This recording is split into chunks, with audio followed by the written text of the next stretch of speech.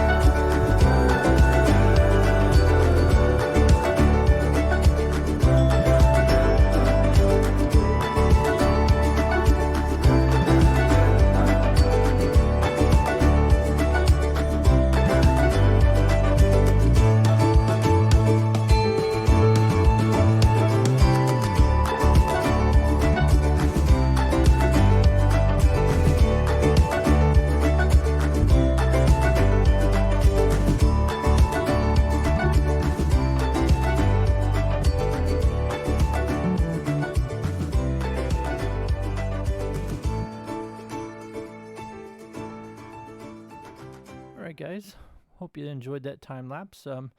Just a lot of terraforming really going on, but I needed to get the streets in here, and I'm kind of walking along those now, as you can see. Just want to try to get these in here so that I can see where my buildings are going to go. And so we've got a little bit of a windy road here, but this comes back off of the back here, back in the valley, where I think I'm going to put a little ranch back here, maybe have a couple horse pens, like, there's maybe a rancher back here that is doing some work with horses or something back here to sell in the town. Maybe put like a cattle pen up here or something like that to sell. Maybe that's like market or something to that nature for beef and such of that sort. And then right up here, we've got the tee off which I think came out really, really nice. I haven't finished this side here yet because I'm not exactly sure what I'm going to do here. If I'm going to tail this down into this little pond here, or if I'm going to come around and actually, if I'm going to come around and bring this up, because I've kind of got this natural bridge right here that I want to maybe put back together and then use it at some way. I'm not exactly sure, so I'm still working this end out, but I don't think there's really going to be any builds here. I've got another idea in mind for that. So as you come down off of the side of the church here, and you come down the main alleyway, or the main drag of the town, you can see that we're pulling out the gold exchange from the side there a little bit. So we're gonna have to put some more. I had to raise it up. As you can see, it's still one down, so I have to bring it up a little bit higher. I didn't realize that when I first saw it, that it was down a couple blocks more than the other side, and that would have made this really just a kind of a lopsided build. And I wasn't wanting to get that kind of that feel and trying to grade down to that side. So I decided to raise it up and make it kind of even. But we are going to do that grade right down here. I've kind of put in just some filler blocks so you won't see any of this, but I'm starting to, as you can see, build this up, and we're going to take it on back through here. So definitely going to do something with mines over here. As at the beginning of the season, that's where my mine shaft has been. And I kind of want to do something with that one right there as well. There's an entrance there. I mean, they're all over the place, but I want to use that one in particular and this one here to kind of show that this is the lore of this town is just kind of it's booming, and we want to get it started up. So we want to put in the saloon and all the other things that I mentioned earlier. So I still have a lot of work to do on that, but the fact that we got this in now can help me put in some more buildings in right here, and some buildings along the back side over here, so we can start getting this town really just worked up and looking nice. So really excited about it. I know that doesn't seem like a lot of work, but just getting this sand in and getting some of the other blocks and stuff in here that make this kind of look like it's been used and it's worn down and it's starting to break away on the sides. I think that acacia really used on this terracotta and that orange, the red sand. I think that was a real good tie-in. I still want to do it on some spots. You can see it's kind of just straight lined over here, and yeah, so there's some things that we still need to do, but overall I'm excited about it, and I'm pretty happy about it. So I'm going to take this moment to tell you guys that over the past month and a half, I have been really busy in the end. We had a huge project down there that I kind of headed up, and I wanted to just really not spruce it up so much, but just make it look like it belonged to us and kind of leave the ClusterCraft mark for season 1. So I'm going to go into another time lapse in the end for you guys and show you that work. And we're going to do that, not all of it right now, because I think that if I did that, this video would probably be about over an hour, and we don't want to take it that far. So let me jump into that time lapse for the end, and I'll see you guys after a bit.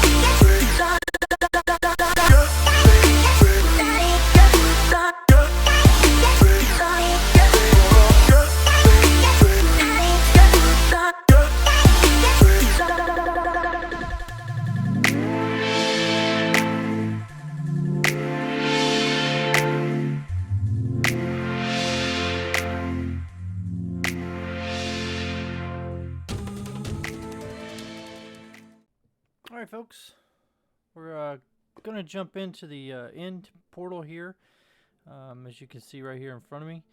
And I'm going to show you guys the final of what we did there. But there's a lot more that's done in here that I'm not going to show you just yet. That's going to be coming in the future videos.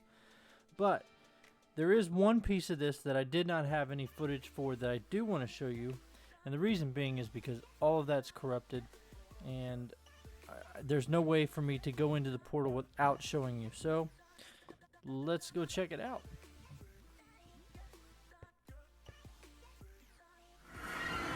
Alright, so what you're looking at is actually the mouth of the entrance of the dragon head. So I did do a little bit here, just of an entry, and I'll fly out so you guys can see this.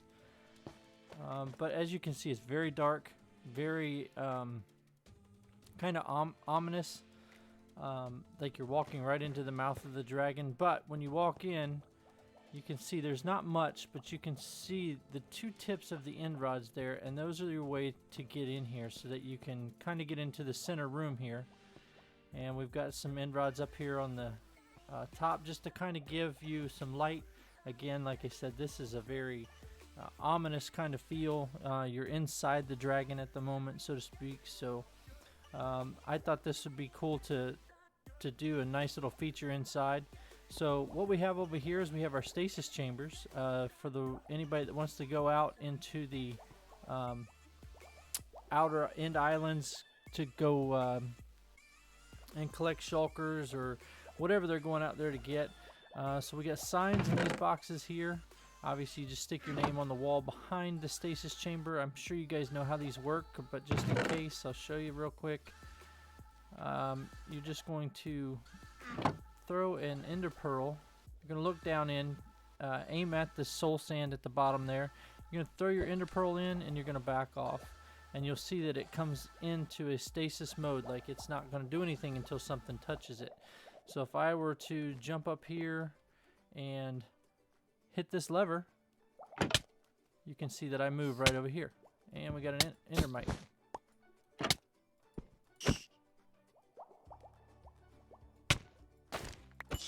Endermite's gonna kill me. Alright, so that's pretty much how that works. So put this back over, and you can use buttons for this. You can use anything. I preferred the levers in this instance just because it makes for a little bit of an interesting difference here for this room and the feel of it. And in this room over here, we actually have a way to get down to another part, the ender that I'm going to show you guys later. Spoilers right there for you. But we also have this huge storage area right up here, right in the brain of where the dragon's head is. So actually right behind all of these, right behind this wall is where you'll see the eyes in a moment.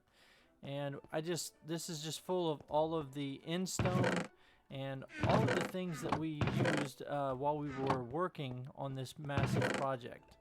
So I thought it would be fitting just to kind of put the storage up here, and you know, some of the things that we've collected, some of the enderman heads, because you know those are few and far between, right?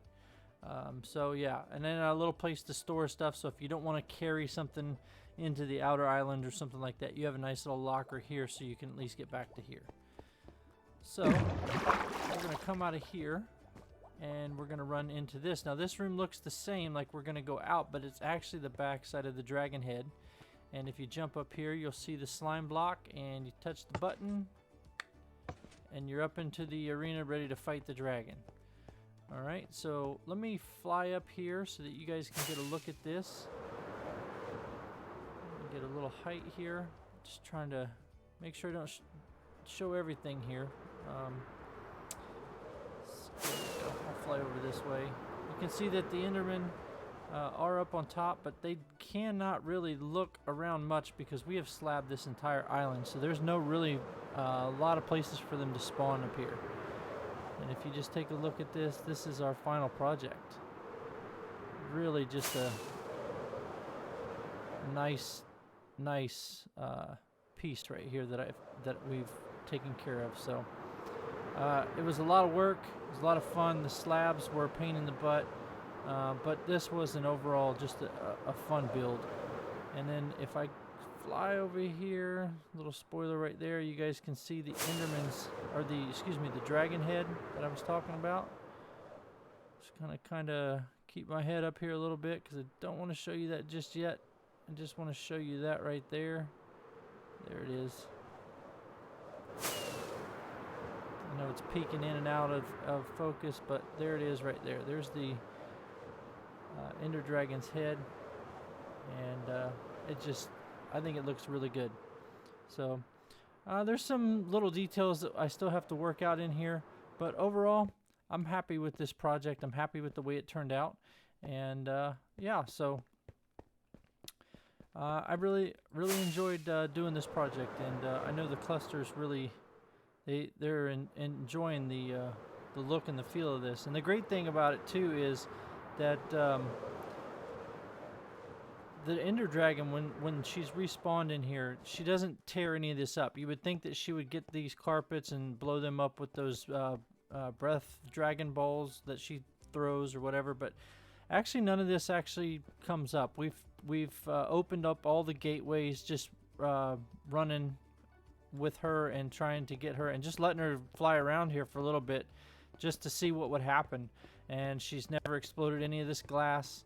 Has never exploded any of these slabs or any of this carpet. So just a real nice feel. You can see we've got the lava in the glitches there to give the lighting effect for this whole glass fog effect that we've got going on here. So we have a little bit of light protruding up through the glass, and it just gives that little ambient feel that you're looking for in a fog effect. So really cool.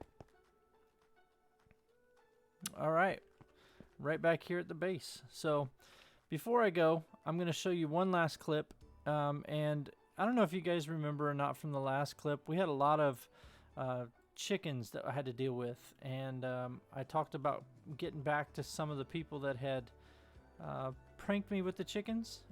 We did get the one. We got Lacey. We got her with the prank. I don't know if you saw her video or not, but if you didn't, it was basically just a tower of scaffolding, and then just filled it full of chickens, and she tore it down and had chickens just falling over top of her. Well, I actually got her help in this last prank, and I'm glad that she helped me out because it was almost impossible to get this person to come out of hiding, I guess you could say. So let me flip to that, and before I do, I'm just going to tell you guys that I'm not going to come back after that. That's going to be the end of it. So I want to thank you guys for sticking around with me, and I hope you enjoyed this video.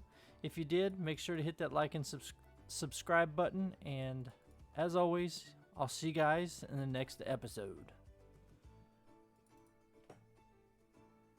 Alright guys, so prank number 2, I just was able to get pulled, but I did not get it on film, but I am going to try to show you, and this is absolutely hilarious. So I'm going to sneak up here so you can see, and this is one of our NCCs right here, and you see the chicken head on her head? Yeah, it's got cursive binding on it. So she won't be able to take that off unless she dies.